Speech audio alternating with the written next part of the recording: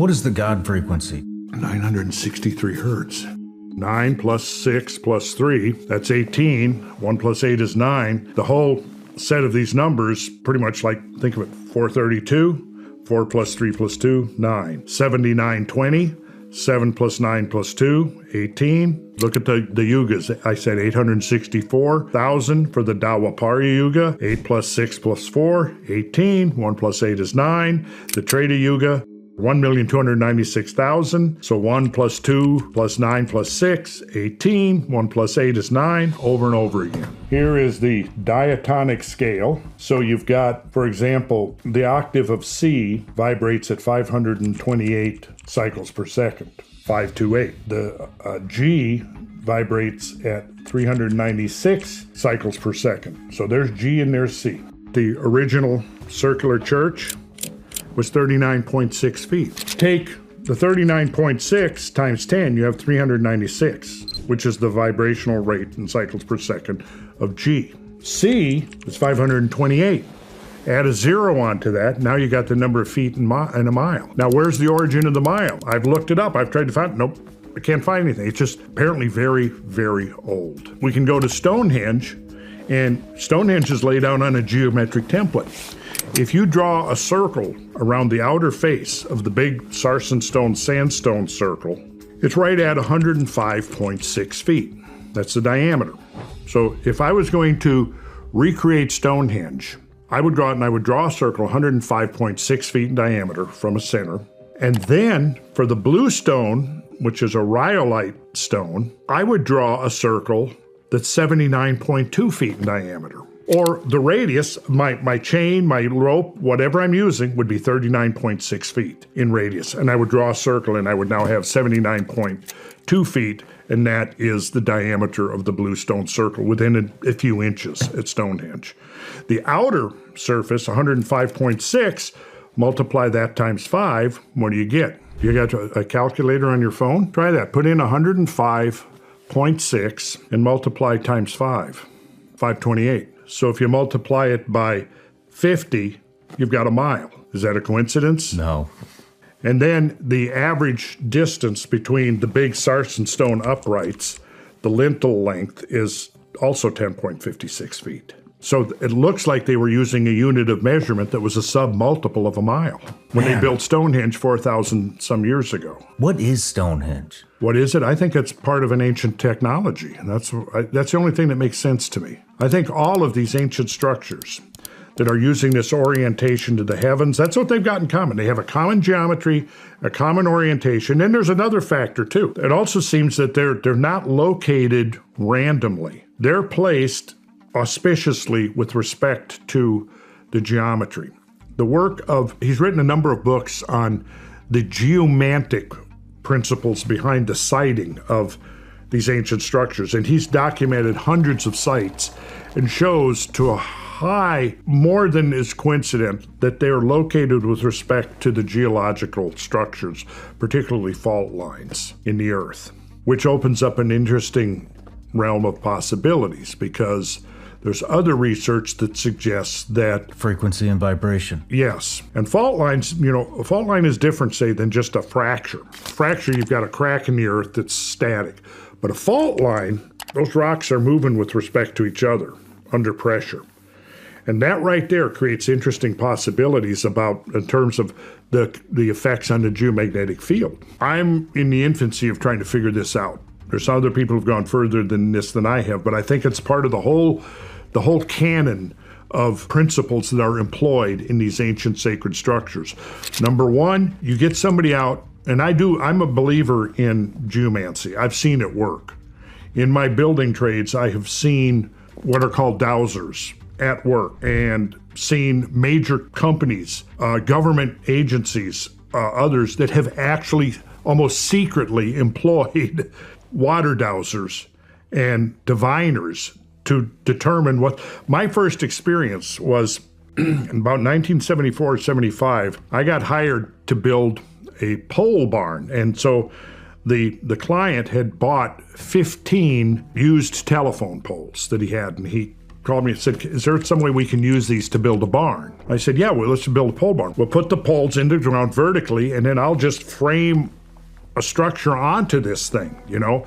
I'll run purlins around to tie them all together. I can build a roof. I can finish it off, all of that. And he said, okay. So we had a building site there where I was going to build this barn. Back then you could call Ma Bell. This was the telephone company that handled North Georgia, right? Call them up and they would charge $8 a pole. They would send their auger truck out. They would drill the hole, and then they used their boom and they would set the pole for you. Pretty good deal. So we had 15 poles. So what I did was I went out and I figured out the layout of this, and every place I was going to have a pole, so I had it 3 rows of 5 each. That was the 15. And I remember they were like 15 feet apart or something. Anyways, at each point where I wanted to put a pole, I drove a stake in the ground. So I had 15 stakes in 3 rows.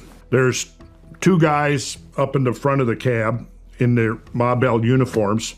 And then in the back, this guy gets out. He's real tall, skinny guy. He might have been 6'5", 6'6".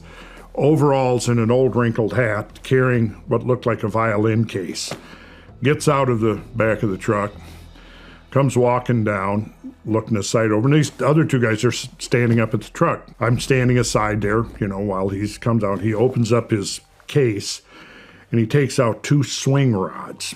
There's different ways you can make swing rods, right? What he had done was he had taken the old-fashioned automobile antennas, you know, the telescoping kind, and had a little ball on the end. And he had 2 of those, and he'd cut it off so that the larger outer sleeve was about maybe this long to where you could grip it. And then he bent it at 90 degrees, and so it was free to swivel. So he goes and he starts walking with the swing rods, holding them in front of him over each of the stakes I had driven in the ground. And as he walks, now meanwhile as he's walking, they're just kind of gently swaying back and forth. He steps over them, and as he'd step over each stake, he'd holler up to the guys at the truck, clear. All of a sudden, like almost as if somebody had grabbed the ends of those swing rods, yanked them into an X, and then they bent. They bent, like I could see him bending, literally bending down. And then he took a couple of steps off, and they relaxed, straightened up, and went back to just... Then what he did was he walked in a zigzag fashion, and every time he crossed where the water main came in, he'd get a response. And I could see it. I could see the response, and it was pretty impressive. Just then the owner comes out, and he says, yeah, I think the water main does come in right there. And I'm looking at it, interesting. Then he turns to me and says, you want to try it? He gives me those swing rods, and I go walking. I stepped across that point, and I felt like I got, you know how you like if you get a strong charge of static electricity? Mm-hmm. That's what it felt like. It felt like somebody grabbed the ends of those rods and swung them into an X. Now, I've tried it since then, and I've gotten a response, but never like that first time. I mean, I don't know. I was caught off guard or something. And maybe it also had something to do with him being there. Now, since then, I've known probably 6 other people. I gave several lectures to the Appalachian Society of Dowsers back in the 90s, and I got to know a bunch of these people that were like literally like contracting out to, you know, building contractors, to other things. Literally people who were paying them money. And, you know, if you read the scientific literature, you know, it's skeptical. They have these tests where statistically there's no indication that there's any greater effect of that. But I totally think it has to do that there's really subjective things going on here. First of all, I've tried it a lot since then and gotten mild responses, but never anything like that first time. It was actually shocking to me. But after that, I came to believe, yes, there are these energies and humans can detect them. We know animals, changes in the geomagnetic field.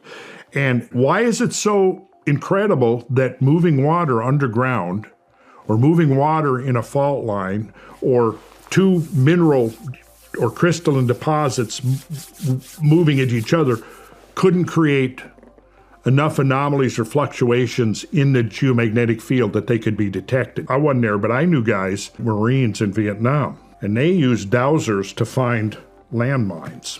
Underground tunnels, find landmines, And you can actually see the pictures of these guys. They would not be using this if it was just all BS. Now, circling around, I think these ancient builders were using something similar to determine, like for example, when they put that pole in the ground, it wasn't just placed randomly. You can look at some of the temples, like Chartres Cathedral is a good example, which I highly recommend. Chartres Cathedral. There's a series of fault lines that intersect directly under the holy altar. And you can go down, there's a crypt down below the altar you can go into, and there's a well. And you can see right down into the well, the water table. If you take that flagstone pavement, which is the floor when you walk into the cathedral, the height of the vault, it's like roughly around 120 feet above the paving stones of the floor, is the same distance above as the water table is below. Is that a coincidence again? See, these kind of things, you can multiply them over and over and over again, and you get to the point, well, okay, so maybe we should hypothesize that there's a method to this madness. I can't say that I know what it is. I think we're kind of in this phase right now where it's essentially trying to reverse engineer what these peoples of long ago were up to with all of this stuff. And I ultimately think it's technological. It's fascinating stuff. I mean, I got pictures I could pull up and show you right here of my 15 poles. took pictures of it. I mean, that brings us into, I think, plasma technology. Yeah. Lightning bolt technology. Yeah. Lightning bolts, that's plasma. Ball lightning, the sun is plasma. Aurora borealis, the northern lights, is plasma. It's the fourth state of matter. It's what happens when the electrons and the neutrons become completely disassociated. Solid, liquid, gas, degrees of freedom between electrons and neutrons, right? Even in a gas, there's still bonds. But when you get to plasma, they completely break free. So now you have electrons, neutrons become ions, and because they're electrically charged, they can be influenced by magnetic fields. And they also have this tendency to self-organize under the right conditions. If you apply the right frequency, it's like they spontaneously organize into toroidal forms. And then what happens is that, if you look at a torus in cross-section, it looks like an infinity sign. Visualize a sphere with a North Pole and a South Pole. And now let's say you collapse that sphere so that the North Pole and the South Pole meet at the equator. So now you've got this like indentation in the north and the south. Well, like what two happens? cones. Yeah, like cones. They're like cones, right? But what then happens is that you get this electron or ion or both stream starts spiraling down that funnel, and as it's spiraling down, it's increasing and increasing in rotational velocity. Now, in the northern hemisphere, say, it's going clockwise, and in the southern, it's going counterclockwise. And they meet at the equatorial plane. And that's where something really interesting happens that I don't understand. Something happens there that's almost supernatural. And I can't claim to know what it is. But that's the basis of the plasma technology. One of the preeminent inventors and developers of technological applications of plasmas. I hadn't decided yet whether he was for real or not, but I'd been talking to him distance for over 7 years, and his story never changed, right? And I took careful note of that, and I began looking at some of the things that he claimed as sources, and they all checked out. Going back to Nikola Tesla, right? Coming up through like half a dozen other researchers that had worked in some capacity trying to develop technologies around this plasma energy, like learning how to contain plasma and then extract energy from it. And I'm not going to get into all the details because it's a pretty wild story, but I go on Rogan with Graham Hancock. Graham invited me to go on with him. We'd been on there before multiple times. Well, anyways, before we go in, he says, because, Graham has been attacked left and right by the mainstream guys, the archaeological establishment and all. He says, let's not get into talking about ancient technology. Okay, if you don't want to, I'm fine. I'm happy to talk about mass extinctions or giant floods or asteroid impacts or whatever. I'm sure, yeah. Then the issue came up of the ancient builders and how they moved 200-ton stones. So Joe is like, well, did they have some technological means? And if you go back and watch that in November, they kind of like both look at me. I'm trying to not talk about Joe. No, whoa, come on, what do you know?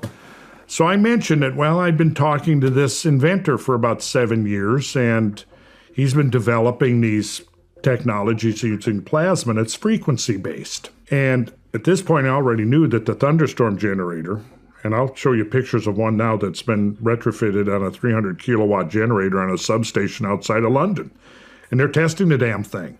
And it works. It does what it's predicted to do, right? I mentioned that he was on an island where he'd gone because there had actually been a couple of attempts on his life. He was an oil prospector, and he discovered oil in Tasmania. And one of the big oil companies was trying to wrest the license away from him. So they did a whole smear job against him, started paying off journalists and Tasmanian government officials and stuff. Now, one of the things is leading up to this, when I'm still like, okay, should I be believing all of this? He had told me that because of what the history of these kind of alternative energies not making it out, he decided he was going to use a different strategy. He was going to open source everything. All of his notes, and he had spent 7 years writing up his notes, several thousand pages of notes and schematics and diagrams. He had patent applications, all of this he was going to open source. When he first called me, he told me this. He said, I've been working on this plasma energy, and it's based on frequencies, and these frequencies are connected to these ancient sacred numbers. And he said, I watched a podcast, and it was you giving a lecture, and you were talking about ancient numbers, and the numbers you were mentioning were exactly the numbers that I found made this technology work. For example, the ratios of the spheres have to be in the ratio 4 to 3 to 2. And if they weren't in those proper ratios, you didn't get the effect. So he's telling me all of this, and said, you know, the reason I'm reaching out to you is because I'm thinking you're probably one of the only people in the world I can talk to about what I'm doing.